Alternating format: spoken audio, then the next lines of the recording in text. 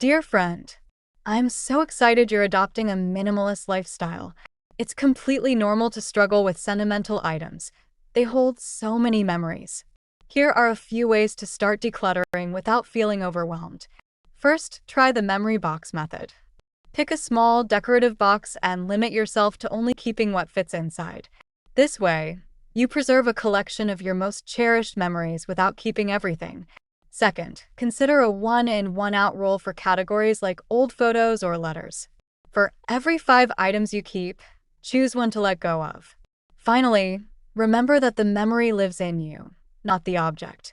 Try taking a photo of an item before you donate or discard it. The picture preserves the visual, and you keep the feeling. Be patient with yourself. This is a journey.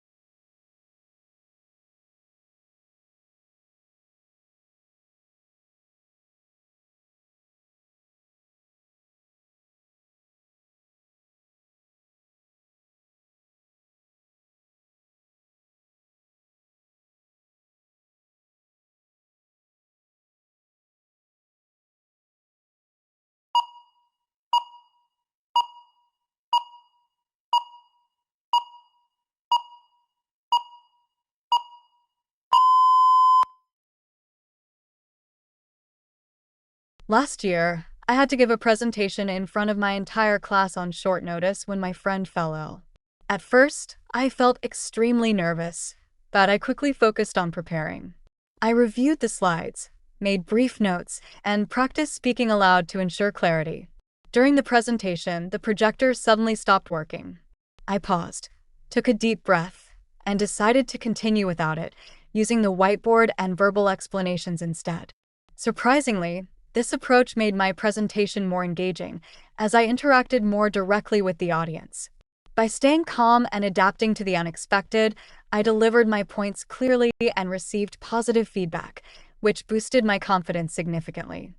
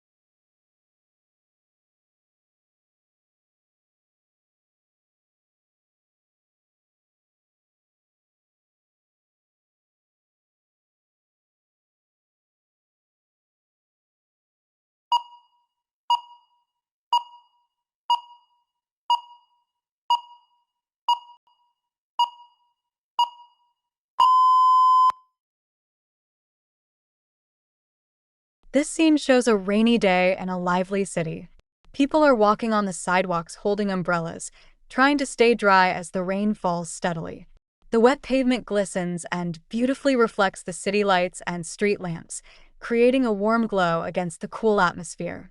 A city bus is stopped, and cyclists ride carefully on the slippery road. Pedestrians are bundled in jackets, some chatting while others look at their phones. A man in a dark coat hurries by with an umbrella and briefcase. Cars and more people fill the background, adding to the urban hustle. The entire scene captures the busy, vibrant life of a city, even in the rain.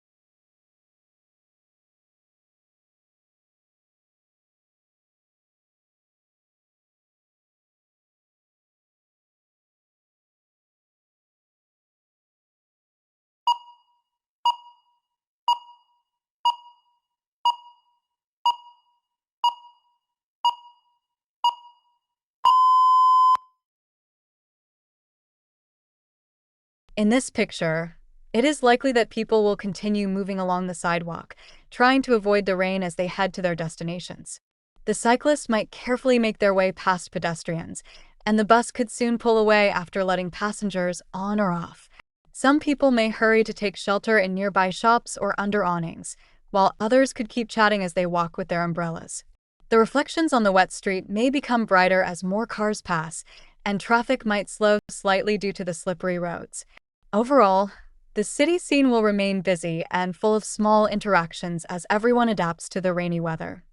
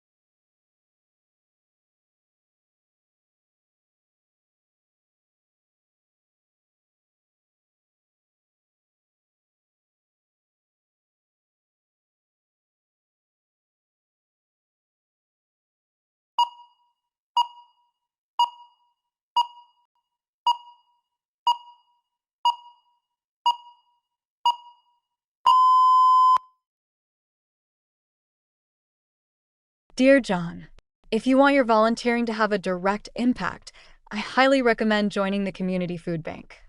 By sorting and distributing food indoors, you'll be helping families facing food insecurity, and the environment is very organized with clear roles for everyone. Unlike park cleanup, where the impact may seem less visible and work is outdoors, the food bank allows you to see the immediate result of your efforts. You get to work as part of a supportive team and witness how your contribution benefits the community. While park cleanup is great for being outdoors and staying active, the food bank truly lets you make a meaningful difference for those in need every single shift.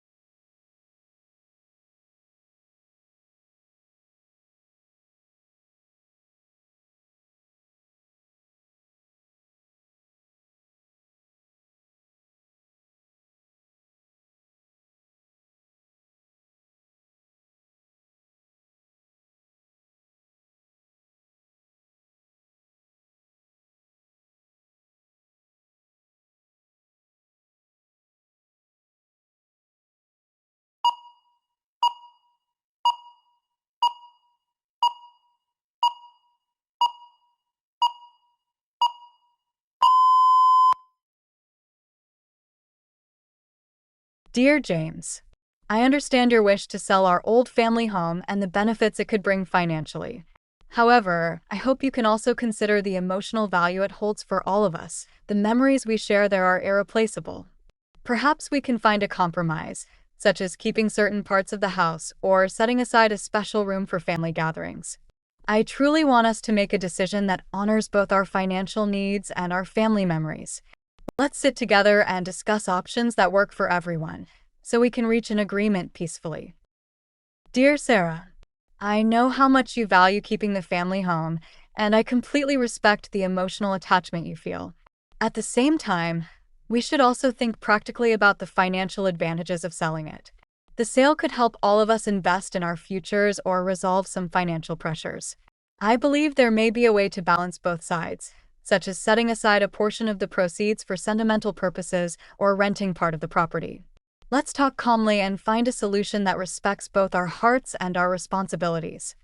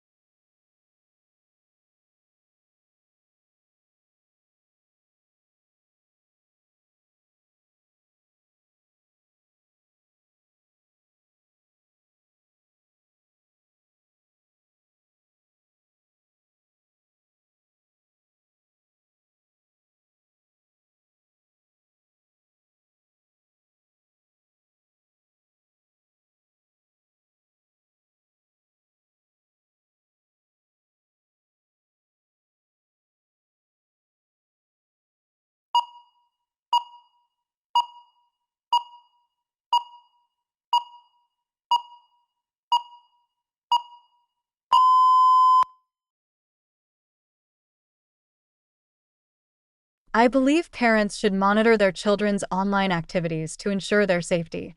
With the internet filled with potential dangers, such as cyberbullying, inappropriate content, and online predators, guidance from parents like Emma or James can protect kids from harm. Monitoring does not mean spying. It means setting boundaries and being aware of what children like Sophie or Liam are doing online. At the same time, children should have some digital privacy to build trust and independence. Parents can explain why certain activities are unsafe and encourage responsible behavior. This balance helps children learn how to navigate the online world safely while respecting their growing need for privacy.